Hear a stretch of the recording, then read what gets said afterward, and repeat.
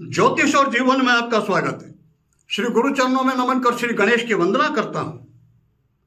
कई व्यक्तियों के मुंह से आपने अक्सर ये प्रश्न सुना होगा, क्या होता है पूजा पाठ करने से, और विशेष करके युवा पीढ़ी के मुंह से। आज का वीडियो इसी विषय पर। 14-15 मार्च 2 दिवसीय 2009 में यहाँ कोटा में एक संस्था है, वेदांग ज्योतिष अनुसंधान संस्था कोटा। कार्यालय है इनका 4K5 तलवंडी कोटा। आचार्य धीरेन्द्र जी अध्यक्ष हैं इसके। इस संस्था का ये निमंत्रण पत्र का लिफाफा और ये वो निमंत्रण पत्र है। एक ज्योतिष सम्मेलन था, ज्योतिष वास्तु पर संगोष्ठी थी। ये 14-15 मार्च 2009। आचार्य जी ने इस सम्मेलन में मुझे भी यह निमंत्रण भेजा था। ऐसे सम्मेलनों में विद्वानों के, ज्योतिष के, वास्तु के विद्वानों के लेक्चर होते हैं, भाषण होते हैं, सबके लिए उपयोगी होते हैं, विद्वानों के लिए भी, आम जन के लिए भी। और इनमें भाग लेने वाले ज्योतिषी, वो जो वहाँ जन समुदाय आता है, उन्हें ज्योतिषी सेवाएं भी देते हैं। मैं गया था। मैंने इस सम्मेलन में, अब आजकल तो समय मिलता नहीं, अब तो जाना होता नहीं मेरा सम्मेलनों में, तो उसमें मंच से बोलने का भी अवसर जैसा मिला वो आचार्य जी ने दिया। उसके बाद फिर ज्योतिष की जो सेवाएं सब देते थे, मैं भी सेवाएं देने बैठा था। उसमें ये मध्य प्रदेश में देवास के पास एक कस्बा है देवगढ़। वहाँ के राजपूत समाज की एक महिला, वो वहाँ तो देखते हैं, आम जन घूमते हैं, सब पंडित जी किस तरह काम कर रहे हैं सबका देखते हैं। जिसका समझ में आ जाए फिर उसके पास बैठ करके अपना मार्गदर्शन जो लेना चाहते लेते हैं। इनको जब पता चला कि मैं स्थानीय हूँ कोटा का, उन्होंने कार्ड लेकर के और फिर टाइम लेके मुझसे घर पे उन्होंने आकर के मुझसे विश्लेषण के लिए अपनी कुंडली के बारे में डिस्कस की। मैंने पूछा, पूजा का क्रम क्या करते हो? तो उन्होंने जो क्रम बताया अपनी साधना का, नवरात्रा में दुर्गा सप्तशती के पूरे पाठ, कवच के पाठ, अर्गला के पाठ, नवान मंत्र की 51 माला का, 101 माला का संकल्प, इतना विस्तृत संकल्प, इतना लंबा चौड़ा विधान, और वर्ष भर, वो सुनकर मैं थोड़ा सा चकित हुआ। इतना तो अच्छे अच्छे आचार्य, अच्छे अच्छे पंडितों का नहीं होता। और उसके बाद बावजूद फिर कुछ समस्याएं जो बता रही की समस्याएं।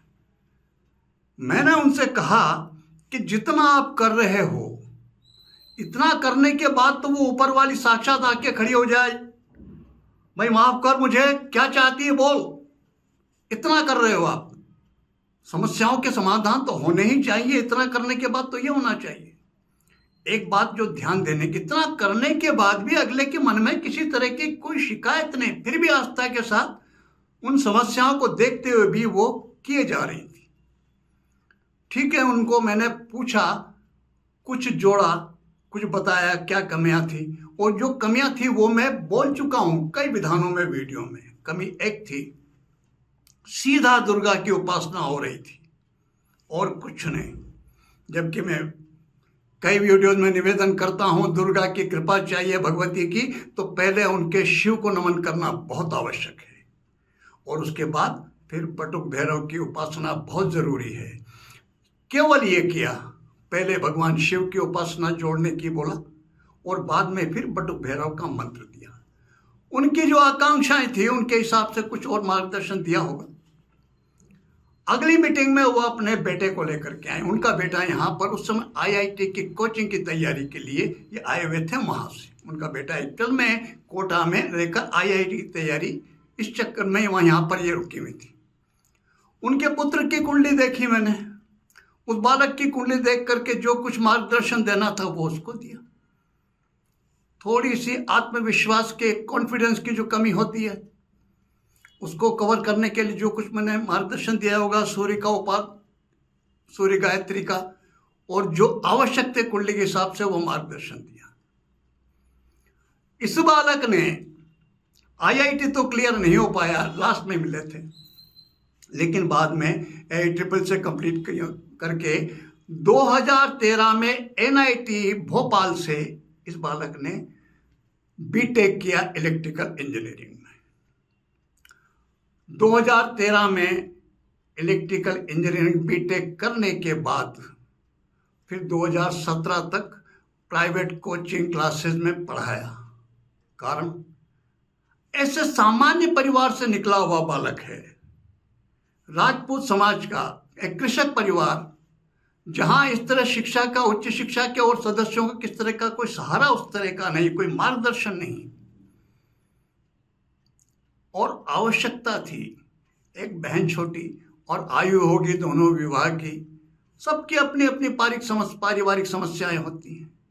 अगर ये बालक उस समय बीटेक करके एमपी में कहीं एमपी बोर्ड में, इलेक्ट्रिकल बोर्ड में जेईएन वगैरह लग गया होता तो वहीं अटक के रह जाता। लेकिन और जेईएन को कितनी सी तनख्वाह मिलती, क्या हो जाता उससे। प्राइवेट कोचिंग में उस समय अच्छा वेतन, अच्छा पैसा मिलता था, वो मिला, और उस सहयोग से दोनों, एक दिन छोटी बहन की स्वयं का विवाह ये हुआ। और उसके बाद फिर 2017 में कानपुर, आईआईटी कानपुर में इस बालक ने एमटेक में एडमिशन लिया। एमटेक में एडमिशन लेकर के यहाँ से एमटेक किया, यहाँ से पीएचडी की इलेक्ट्रिकल में। यही बालक आज 33 वर्ष का युवक है, और यह बालक एक बालक का पिता है, और यह बालक आज आईआईटी दिल्ली में असिस्टेंट प्रोफेसर है। असिस्टेंट प्रोफेसर तक पहुंचना बहुत सामान्य बात हो सकती है उनके लिए, जो संसाधन जिनके पास है, जिस तरह का बैकग्राउंड जिनके पास है। लेकिन असिस्टेंट प्रोफेसर आईआईटी दिल्ली में होना कितनी बड़ी बात है, क्या महत्व रखता है, शिक्षा से जुड़े व्यक्ति कल्पना कर सकते हैं। लेकिन वो उसका, ऐसे व्यक्ति का, बिल्कुल जब एक सामान्य से कस्बे से निकला हुआ, एक राजपूत कृषक परिवार से निकला हुआ युवक, जिसके पिता एमपी पुलिस से कनेक्टेड, उसमें जॉब में हैं, उस बालक की यात्रा यहाँ से लेकर के और आईआईटी दिल्ली प्रोफेसर तक की सामान्य बात नहीं। अब ये कैसे हुआ? इतना लंबा समय 2009 से लेकर के, और आईआईटी दिल्ली में तो अप्रैल 2024 में ज्वाइन किया अगले ने, वहां तक का समय तो लंबा समय है। इतने लंबे समय तक साधना के क्रम में कोई ब्रेक नहीं आया, और IIT professor, assistant professor join होने के बाद भी साधना का वह क्रम आज भी, और होता जनरल जो देखा है, थोड़ा सा करते हैं और परिणाम में थोड़ा सा भी विलंब हो जाए छोड़ देते हैं। इतने लंबे समय में क्या ऊंच नीच इन्होंने नहीं देखी होगी? निश्चित रूप से देखी, सब तरह की देखी। मेरे इस विषय में जुड़ा हुआ हूं तो कई तरह के अनुभव क्या देखे मैंने। पूछा मैंने कि भाई क्या करते हैं पूजा पाठ, मेरे खुद के दिए हुए, और बाद में तो मालूम पड़ा कि छोड़ दिया। क्यों? क्या भाई क्या हुआ? एक तो जिस कारण से दिया था, जो आवश्यकता थी वो पूरी हो चुकी थी। दूसरा काम क्या हुआ? पिताजी शांत हो गए साहब। जब से पिताजी शांत हुए ना साहब, मेरा तो भगवान से विश्वास ही उठ गया। 85 साल की उम्र में पिताजी गए और तुम कह रहे हो मेरा भगवान से विश्वास ही उठ गया। क्या अमर जड़ी बूटी कुछ ऐसी खा के आए थे कि जाते ही नहीं और चले गए? उसका दोष उन भगवान को देख करके उनकी पूजा पाठ बंद करने का क्या कारण? कोई ना कोई बहाना ढूंढते रहता है व्यक्ति कि किसी तरह से मैं छोड़ूं। लेकिन ऐसा नहीं हुआ। दादी जी तो इस बालक की भी शांत हुई, कह देता है इतना तो सब हो ही चुका है, अपना काम तो सब हो ही गया पूरा। अब भैया भाई मतलब देखो मैं इतने वर्षों से मैं माँ भगवती की, मातेश्वरी की उपासना कर रहा हूँ, देव देवताओं की इतनी पूजा पाठ, फिर भी मेरी दादी जी मर गई, क्या फायदा? और मन ये हो सकता था ना, लेकिन नहीं हुआ। अभी ये जो आषाढ़ की नवरात्रा, दिवाली दिल्ली में आषाढ़ की नवरात्रा, गुप्त नवरात्रा आती है, जो वहाँ मैंने वहीं बैठ करके की थी दिल्ली में ही। तो मेरे साथ साथ वो जो क्रम है साधना का 2 घंटे का, वो अभी भी है कायम, अभी भी। जबकि अक्सर होता है एक सफलता मिलने के बाद व्यक्ति थोड़ा आलस्य। अब मैं ये बात क्यों बता रहा हूं, इसलिए कि जब ये क्रम जब कुछ नहीं था तब शुरू किया, अब कुछ होने के बाद भी जारी है, तो ऐसे व्यक्ति की सफलता को कौन रोक सकता है आगे भविष्य में भी। ये मैं क्यों बता रहा हूं, ताकि जो समझते हैं कि क्या मिलता है उनको प्रेरणा देने के लिए। और मेरा ये अर्थ कतई मत लगा लेना आप कि केवल मंत्र जाप पूजा पाठ खाली वही किया होगा और उसी से सब हो गया। नहीं, ऐसा नहीं है। जो आवश्यक मेहनत, जो पढ़ाई, जो करना था वो तो सब किया ही है। उसका प्रतिफल पूर्ण रूप से किस तरह मिला और किस तरह से उसमें ईश्वरीय सहायता मिली है इस लंबे समय में, वो सब विस्तार से बताऊंगा तो वीडियो बहुत लंबा हो जाएगा। मैं सार की बात कर रहा हूं। परिश्रम, मेहनत पूरी की, 19-20 जो आते हैं स्वास्थ्य संबंधी आर्थिक जितने भी आते हैं वो सब भी आए, लेकिन फिर भी जो मार्गदर्शन तो जो दिया गया था वो नहीं छोड़ा। उसका परिणाम ऐसा है कि जो रिश्तेदार सब तो समझेंगे ही, कहेंगे ही, सबको दिखाई देगा। जिस परिवार से कल्पना नहीं कर सकते, वो ऐसा सामान्य परिवार, कृषक परिवार, सामान्य से कस्बे से एक बालक निकल करके और IIT दिल्ली में असिस्टेंट प्रोफेसर के पद पर पहुंचता है, तो निश्चित रूप से फिर हमें यह मानना पड़ेगा कहीं ना कहीं तो ईश्वरीय सहायता मिली ही है। जिनको मिलती है, ये एक उदाहरण, ऐसे कई उदाहरण है। और मेरा आपको इस वीडियो पर यह सब बोलने के पीछे केवल एक उद्देश्य मेरा, आप ये मत समझना किसी तरह से कि मैं कोई अपना प्रचार कर रहा हूं, नहीं, बिल्कुल नहीं, मेरा कोई मतलब ही नहीं है। जिससे भी मिले, कहीं भी मिले, आप मार्गदर्शन लें और किसी भी तरह से उस परम तत्व से, परम शक्ति से जुड़ने का प्रयास करें।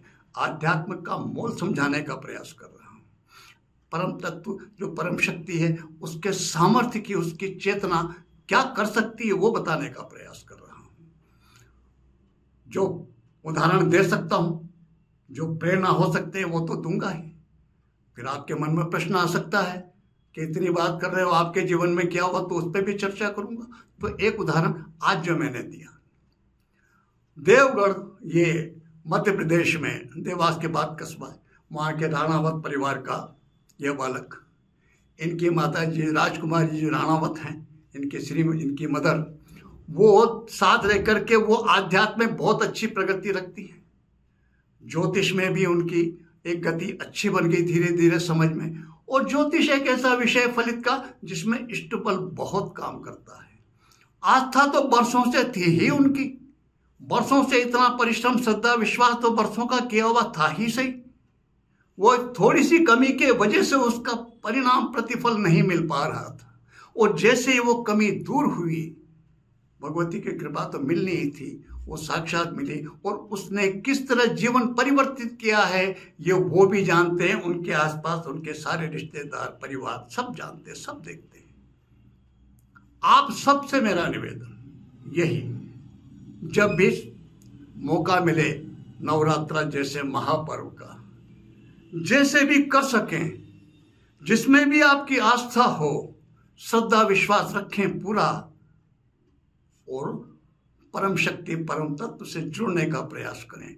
अपनी चेतना को, अपनी अंतर शक्ति को जागृत करने का प्रयास करें, उसकी सेवा करने का प्रयास करें।